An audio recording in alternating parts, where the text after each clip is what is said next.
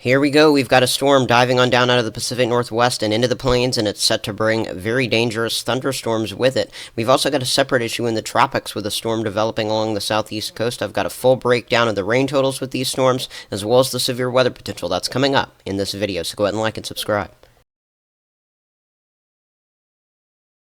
Alright, thank you so much for joining me here at One Nation Weather. Here's what I'm watching right now. You can see we've got an area of energy working its way out of the southwest as well as into the plains. And then now we've got that secondary piece of energy coming out of the Pacific Northwest. And that one's the one that's really going to act as a setup into this weekend for some severe weather. You can see some of those deeper purple shades indicating some stronger wind energy into portions of the mid-levels of the atmosphere, pushing on through the Four Corners region. Here we go into our, your Saturday and into your Sunday, and we've got the storm now pushing its way on up into the portions of the plains with some energy along the east coast as well. I've got all those details in this video, so let's go ahead and dive deeper into the near-term severe weather potential with your Thursday level 2 threat there in portions of Oklahoma and Texas, and a level 2 threat expected into portions of southern South Dakota, stretching on down into portions of Kansas on your Friday. So let's time out your Thursday severe weather. We've got kind of a mess of some older low pressure systems sinking on through portions of the plains region. Overall, nothing too major in the severe weather department out of these systems, or flooding for that matter, but overall we at least have that level 1 to level 2 severe weather threat. You can see some of these storms firing off along these boundaries as we head into the middle of your afternoon and your Thursday. But remember, the big playmaker, you can see it still spinning back here into portions of, say, Idaho. That's what's going to really work into the plains later in the week. You can note at least, though, how it is acting on these storms a little bit.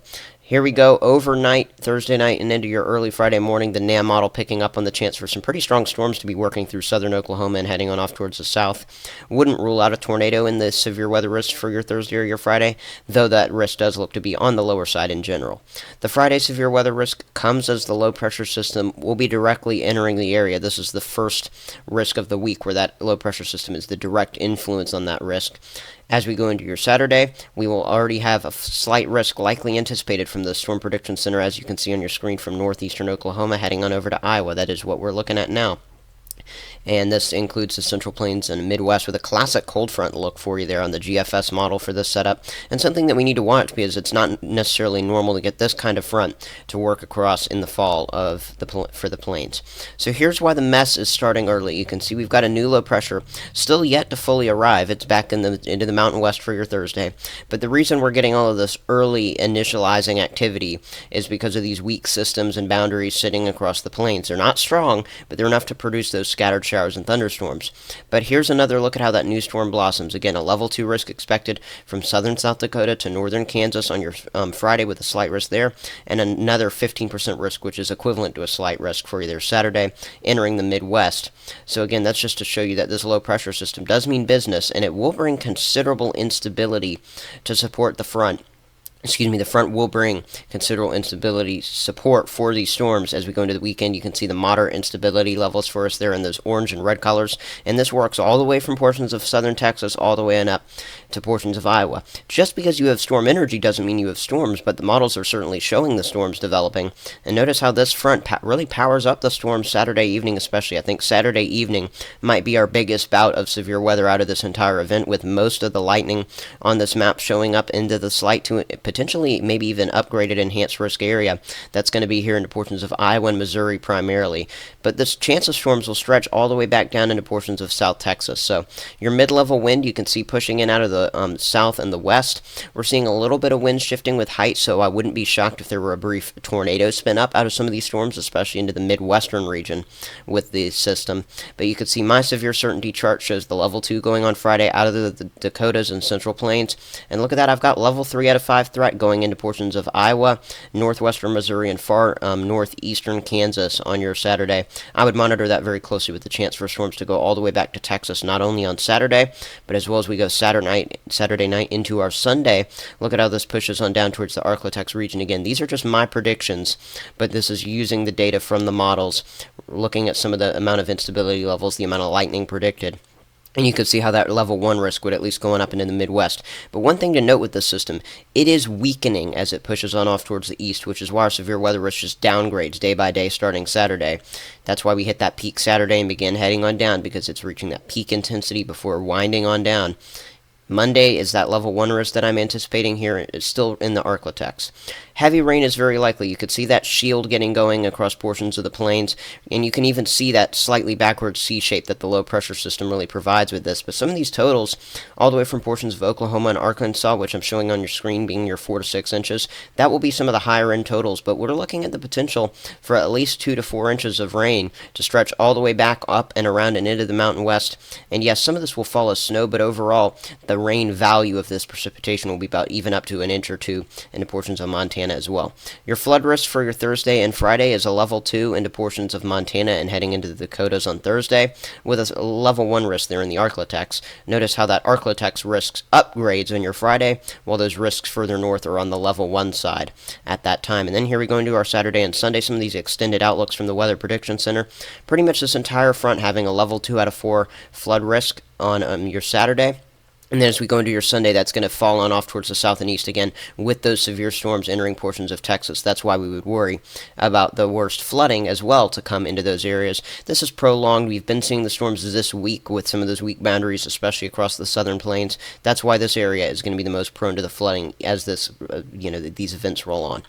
The Mountain West will get some snow out of this as well. Some of the purple colors that you're seeing with this, I definitely didn't want to leave you out here in the Mountain West because you're definitely seeing some changes here with the cooler air and the snow. Some of those purple colors, as I was just trying to get started on talking about a minute ago, we could see up to around 6 to 8, maybe even plus inches of snow.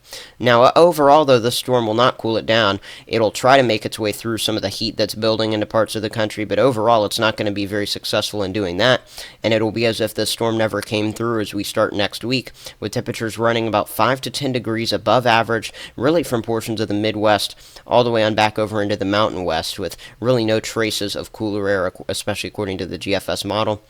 Temperatures will be quite warm throughout next week. Again, you could see how that Climate Prediction Center pretty much agrees on that. The East Coast staying overall near average and the West Coast staying below average. But if you live in the central 75% of the country, that's where we're seeing the warmth building compared to average for this time of the year. Remember, this is not extreme summer heat because now we're entering fall and those averages are going down, but this is still abnormal and definitely feeling more like summer-like temperatures as we head into next week. By the way, the tropics are still very active. We've got a 40% chance of development off the southeast coast as of the midday update from today. We've got a 70% chance of development stretching on out into the main development region of the Atlantic, and we also have Hurricane Nigel now beginning to race on off towards the northeast. So I want to cover all of these storms right now with your tropical model. This is the GFS that I'm about to show you, and I show it to you because it shows some of the more extreme possibilities with any of these storms, which is, of course, what I want to show you because I want you to at least be alert of some of the possibilities. Nigel pushing on off towards the north and east. We're not really worried about Nigel right now, and as you can see, just racing on off and falling apart as it does so.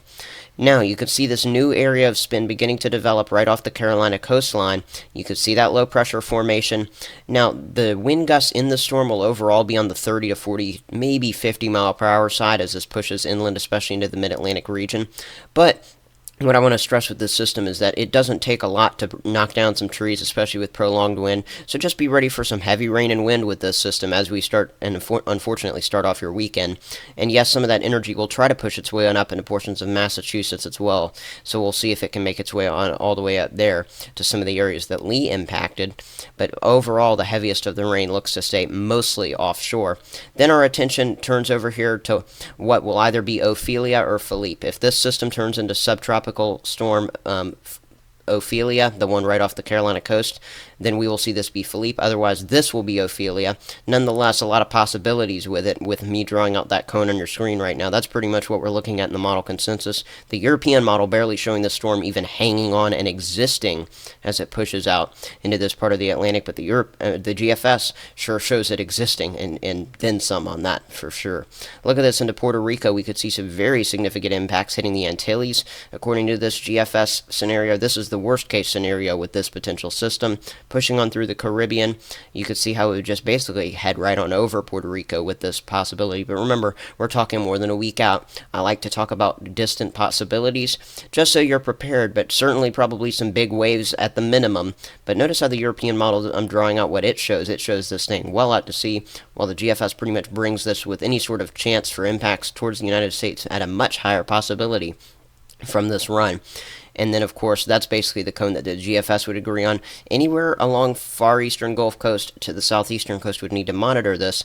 But overall, even the GFS shows some sort of curve before it can make it to the United States, which is certainly good news. But again, we're just tracking this in the future.